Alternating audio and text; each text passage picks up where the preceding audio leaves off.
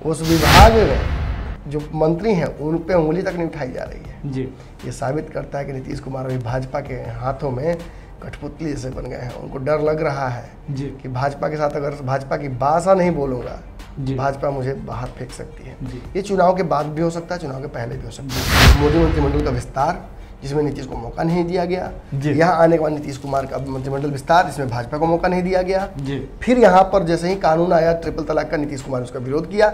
लेकिन जैसे ही नीतीश कुमार को इस बात का एहसास हुआ कि भाजपा और तेजस्वी यादव में रिश्ते ठीक हो सकते हैं दिल्ली में, और संभावनाएं आने लगी कि मीटिंग हुआ है दिल्ली में जी, वैसे ही नित्यानंद राय और तेजस्वी यादव और अमित शाह की मीटिंग की जो चर्चा आई ना, वैसे ही नीतीश कुमार का रुख नॉर्मल हो गया। और नीतीश कुमार जो कि ट्रिपल तलाक पर चुप नहीं हो रहे थे, वो नीतीश कुमार सीए और एनआरसी पर बोले तक नहीं और समर्थन भी कर दिया जी। कि बिहार के दोनों गठबंधनों में दो बड़ी पार्टियां बहुत डरी हुई हैं जी। जहाँ एक तरफ बिहार में महागठबंधन में कांग्रेस को डर लग रहा है जी, वहीं दूसरी तरफ नीतीश कुमार को बहुत डर लग रहा है भाजपा से। और नीतीश के साथ नहीं बनेंगे तो वो किसके साथ जाएंगे जी? उनके पास ऑप्शंस नहीं है, कांग्रेस के साथ वो नहीं जा सकते हैं जी। बिहार में जो तीसरा मोर्चा है उसके सभी संभावितों के साथ उन्होंने कभी ना कभी अपना अरेंजमेंट रखा था जी। चाहे मुकेश सहनी हो, पप्पू यादव हो, या कोई भी, चाहे मांझी की नाम लीजिए ना, मांझी जी हैं, उपेंद्र कुशवाहा, ये सारे लोगों के साथ भाजपा ने कभी ना कभी अपने गठबंधन किया था जी। कोई फायदा नहीं हुआ। लेकिन नीतीश के साथ जाती है भाजपा तो जीत जाती है।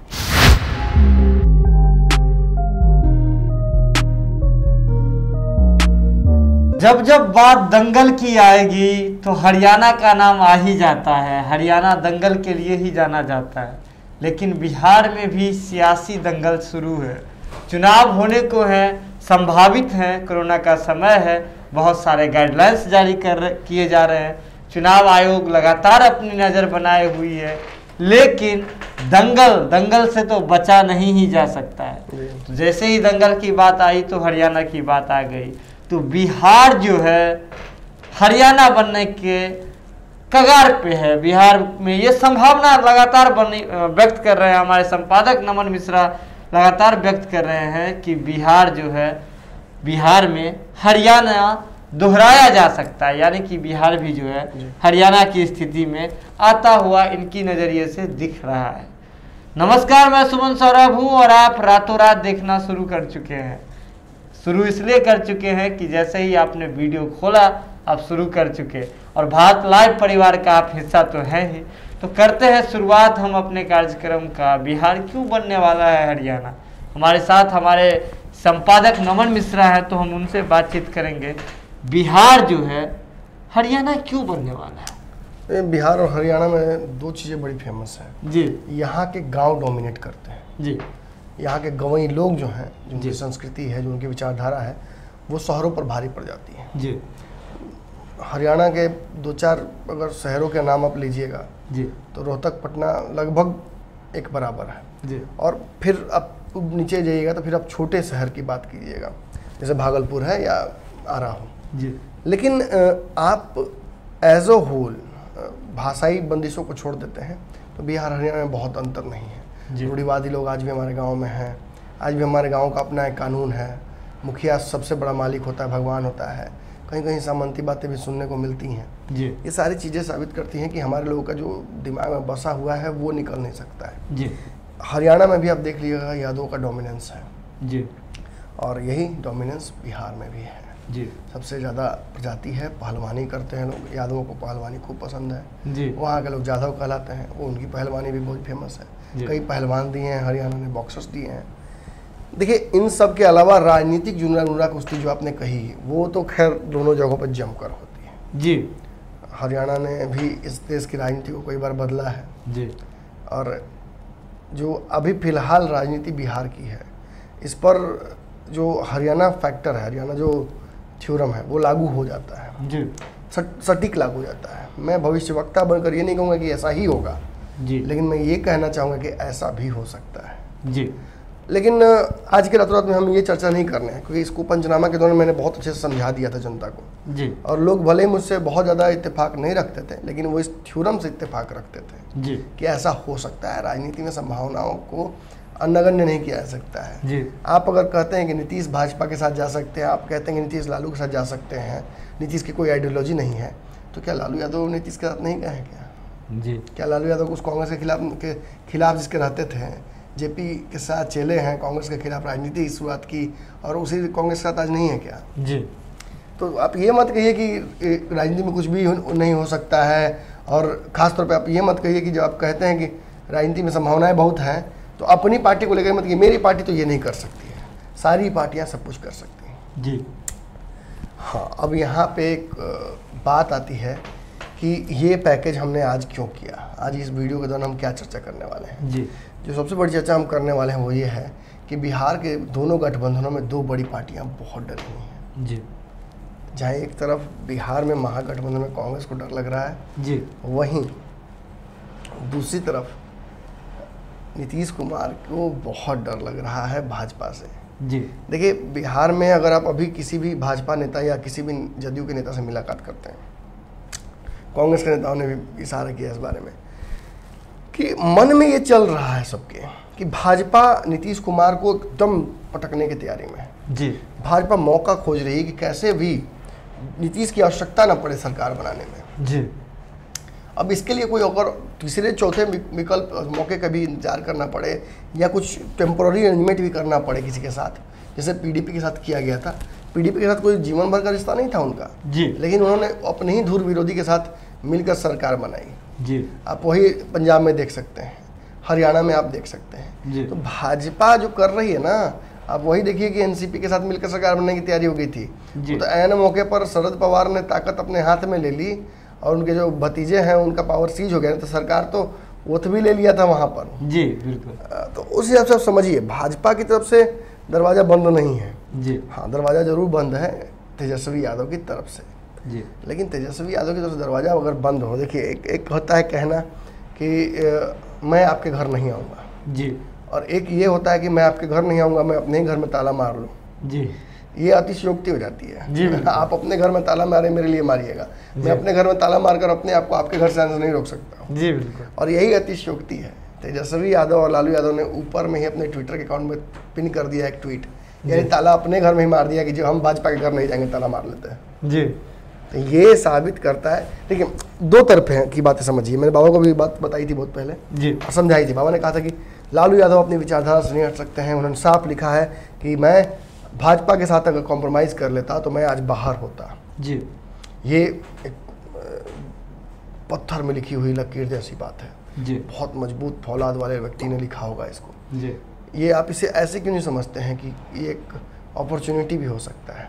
जी, बिल्कुल। ये इशारा भी हो सकता है कि आप अगर मुझे जेल से बाहर ला देते हैं तो मैं आपके साथ कॉम्प्रोमाइज़ कर लूँगा। खबरें आ भी रही थी बीच में। देखिए, किसी भी चीज़ के ऊपर जब व्यक्ति डरता है, मैं ये मोबाइल है मेरा जी, अगर इसमें कोई हर चीज़ में प्राइस टैग लगा रहता है जी, अगर मैं इस मोबाइल को उस प्राइस टैग से बिना देखे डरूंगा तो मैं उस संभावनाओं को नहीं तलाश कर पाऊंगा जो उस प्राइस टैग के अंदर है। जी, जब वो प्राइस टैग खुलता है जी, तो पता चलता है कि अरे ऑफर चल रहा है, जी, 20% है ऑफ, तो मेरे बजट में जी। है, चलो कर लेते हैं।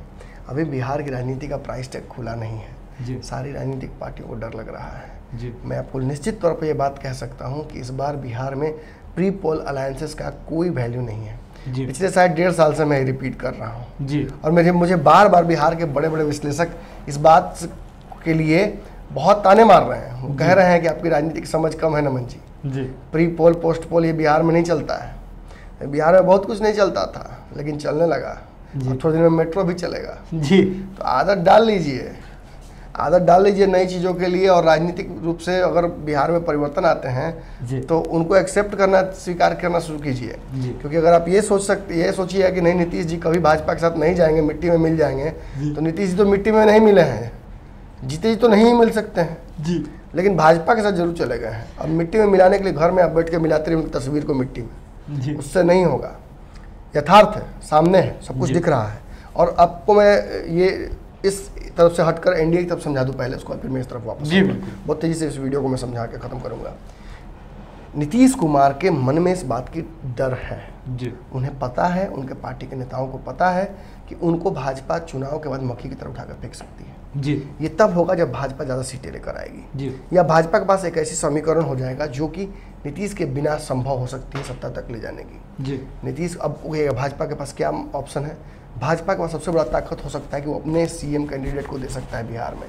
पहली बार बिना नीतीश के वो सरकार बिहार में बना सकता है। और नीतीश के साथ नहीं बनाएंगे तो वो किसके साथ जाएंगे? उनके पास ऑप्शंस नहीं है, कांग्रेस के साथ वो नहीं जा सकते हैं। बिहार में जो तीसरा मोर्चा है उसके सभी संभावितों के साथ उन्होंने कभी ना कभी अपना अरेंजमेंट रखा था जी। चाहे मुकेश सहनी हो, पप्पू यादव हो या कोई भी, चाहे मांझी की नाम लीजिए ना, मांझी जी हैं, उपेंद्र कुशवाहा, ये सारे लोगों के साथ भाजपा ने कभी ना कभी अपने गठबंधन किया था जी। कोई फायदा नहीं हुआ। लेकिन नीतीश के साथ जाती है भाजपा तो जीत जाती है। बीच में कुछ चीजें हुई थी, मोदी मंत्रिमंडल का विस्तार जिसमें नीतीश को मौका नहीं दिया गया, यहाँ आने के बाद नीतीश कुमार का मंत्रिमंडल विस्तार जिसमें भाजपा को मौका नहीं दिया गया, फिर यहाँ पर जैसे ही कानून आया ट्रिपल तलाक का, नीतीश कुमार ने उसका विरोध किया। लेकिन जैसे ही नीतीश कुमार को इस बात का एहसास हुआ कि भाजपा और तेजस्वी यादव में रिश्ते ठीक हो सकते हैं दिल्ली में, और संभावनाएं आने लगी कि मीटिंग हुआ है दिल्ली में जी, वैसे ही नित्यानंद राय और तेजस्वी यादव और अमित शाह की मीटिंग की जो चर्चा आई ना, वैसे ही नीतीश कुमार का रुख नॉर्मल हो गया। और नीतीश कुमार जो कि ट्रिपल तलाक पर चुप नहीं हो रहे थे, वो नीतीश कुमार सीए और एनआरसी पर बोले तक नहीं और समर्थन भी कर दिया जी। ये साबित करता है कि नीतीश के मन में ये बात आ गई कि नहीं, भाजपा के पास भी ऑप्शन हो सकता है और मैं फिर अकेले रह जाऊंगा जी। और ये अगर नीतीश का कांग्रेस का मिलकर सरकार बनने की संभावनाएं होती तो 2017 में ही बन गया होता जी। ये इंतजार नहीं किया था। नीतीश जानते हैं कि या तो राजद या भाजपा, इन्हीं दोनों के साथ मिलकर सरकार बनानी है, और अगर ये दोनों डायरेक्ट हो जाए तो फिर मेरी आवश्यकता नहीं पड़ेगी जी। और यही डर नीतीश कुमार का आज नीतीश कुमार पर हावी है। आज बिहार के देख लीजिए, मैं आपको बता दूं, पटना में बाढ़ की स्थिति उत्पन्न हुई थी जी। पटना में पिछले साल बाढ़ में लोग डूबे थे जी, बहुत हालत खराब हो गई थी। सारे विधायक भाजपा के थे। नीतीश कुमार चाहते तो सुशील मोदी से लेकर भाजपा के नेताओं सभी की क्लास लगा सकते थे जी, लेकिन क्या उन्होंने लगाई जी? नहीं। आज भी नीतीश कुमार के कई मंत्रिमंडल, चाहे मंगल पांडे ही क्यों ना हो, भाजपा के हाथ में है जी। सबसे ज्यादा फजीहत उस विभाग के चलते हो रही है जी। पर कार्य उसके विभाग के कर्मचारियों को बदला जा रहा है जी। उस विभाग को कभी पढ़ते अमृत, कभी किसी को दिया जा रहा है, लेकिन उस विभाग में जो मंत्री हैं उन पे उंगली तक नहीं उठाई जा रही है जी। ये साबित करता है कि नीतीश कुमार अभी भाजपा के हाथों में कठपुतली जैसे बन गए हैं। उनको डर लग रहा है जी कि भाजपा के साथ अगर भाजपा की भाषा नहीं बोलूंगा, भाजपा मुझे बाहर फेंक सकती है। ये चुनाव के बाद भी हो सकता है, चुनाव के पहले भी हो सकता है। मैंने एक समीकरण के दौरान आपको समझाया था कि दिसंबर में मंत्रिमंडल का विस्तार होना है जी, जो कि सावन में ही होना था, लेकिन उसे बढ़ाकर कोरोना के चलते नहीं, गेम तो कुछ और ही है। चुनाव के बाद ही चाहता है भाजपा के मंत्रिमंडल का विस्तार हो, क्योंकि पहले हो जाएगा तो फिर नीतीश को पहले ही गिफ्ट मिल जाएगा और शादी बाद में होगी, तो क्यों ना पहले शादी किया जाए फिर गिफ्ट लिया जाए जी। और यही अब एनडीए का बात आपने समझ लिया। अब आते हैं वापस इधर, कांग्रेस का हमने कल समीकरण की तैयारी की थी, हमने इशारा आज पैकेज के बारे में कर दिया था कि आज हम ऐसा कुछ करेंगे। देखिए, कांग्रेस अपने जातिगत आंकड़ों को मजबूत करना चाहती है। कांग्रेस जानती है कि अगर वो अपने दम पर बिहार में सीटें नहीं लाएगी और उसमें मांझी, कुशवाहा और सन ऑफ मलाह और ये जो बाकी दल है, चाहे वो सीपीआई हो या फिर जेएमएम हो, बाकी सारे दलों को वो साथ में लेकर चलना चाहती है। क्योंकि अगर उस केस में बड़ी पार्टी राजद अगर झटका देती है, जो कि जिसका सबसे ज़्यादा विधायक है जी, वो अगर झटका देती है तो इन दलों के साथ मिलकर कम से कम विपक्ष तो बन जाए जी। कोई ऐसी परिस्थिति ना हो जाए कि नीतीश कुमार अपनी राग पे चले जाएं, कांग्रेस अपने राग पे चले जाए और विपक्ष तक बनाने की हैसियत किसी की ना रहे जी। देखिए, इन्हीं समीकरणों के बाद मैं आगे आज भी एक लाइन छोड़कर जा रहा हूँ कि मैंने लगातार आपको कहता रहा हूँ कि कांग्रेस और नीतीश कुमार एक दूसरे के प्रति बड़े ही लड़ाई तो है जी, लेकिन बहुत प्यार मोहब्बत के तहत ये लड़ाई होती है, सेलेक्टिव क्रिटिसिज्म। कांग्रेस के लोग भाजपा के खिलाफ बोलते हैं, लेकिन नीतीश के खिलाफ बोलने से बचते हैं जी। सदानंद सिंह का प्यार उमड़ जाता है नीतीश कुमार के पे, कौकब कादरी का प्यार उमड़ जाता है नीतीश कुमार के प्रति, जितने भी मंत्री रहे हैं। अब लेकिन अशोक चौधरी बेसिकली ऐसा है जैसे कि घर का रिश्ता हो जाता है जी। कांग्रेस के थे, जदयू के साथ हैं, नीतीश कुमार और कांग्रेस के बीच की कड़ी भी तो हो सकते हैं वो जी। बिल्कुल, आप समझ लीजिए। इन सभी परिस्थितियों के साथ मैं आज छोड़ के जा रहा हूँ कि कल इस पर चर्चा करूंगा फिर जी। तो और जो कहीं ना कहीं तेजस्वी यादव और नीतीश कुमार जो है, नीतीश कुमार की अगर बात करें तो इस बात को वो देख रहे हैं लगातार में बीजेपी को ही, वो बहुत अच्छी तरीके से जो बीजेपी का वो विश्लेषण करते हुए नजर आते हैं। हरियाणा उन्होंने देखा है, जहाँ पोस्ट पोल अलायंस की बात करें, जो अगर आप दुष्यंत सिंह चौटाला की बात आती है हरियाणा में, तो उनके साथ जो बीजेपी के विपक्ष में जाकर के, विरोध में जाकर के जिन्होंने चुनाव लड़ा था, जो पार्टी, लगातार हरियाणा में उनके विरोध में रही थी, तो उन्होंने बीजेपी ने उसके बाद आपने सभी ने देखा कि चुनाव बाद जो होती है सरकार बनाने की जब स्थिति आती है, नौबत आई, तो उसके साथ ही मिल करके एक अलायंस बना लिया बीजेपी ने, जो पार्टी हमेशा से बीजेपी की धुर विरोधी रही थी। और दुष्यंत उसका राजनीतिक फायदा भी मिला उन्हें, जी बिल्कुल, और उसका पारिवारिक फायदा भी मिला जी। तो आप ये बातें ना कहिए कि मतलब बिहार की राजनीति में उन चीज़ों को रिपीट नहीं किया जा सकता है। जी देखिए, ऐसे भी कहा जाता है कानून में और राजनीति में एक बार जो चीज़ हो जाती है वो कानून बन जाती है। जी।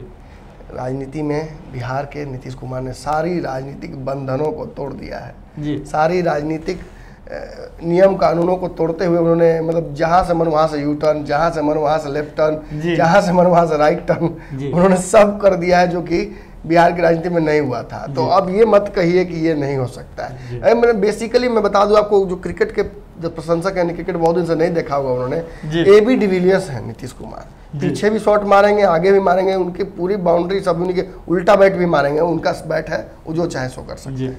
तो कहीं ना कहीं ये सारी स्थिति स्पष्ट होते हुए नजर आ रही है। और एक बड़ी बात जो अभी संपादक नमन मिश्रा जो पहले से भी लगातार कहते हुए आ रहे थे, आज भी वो उन्होंने स्पष्ट कर दिया कि राजनीति में कुछ भी संभव है।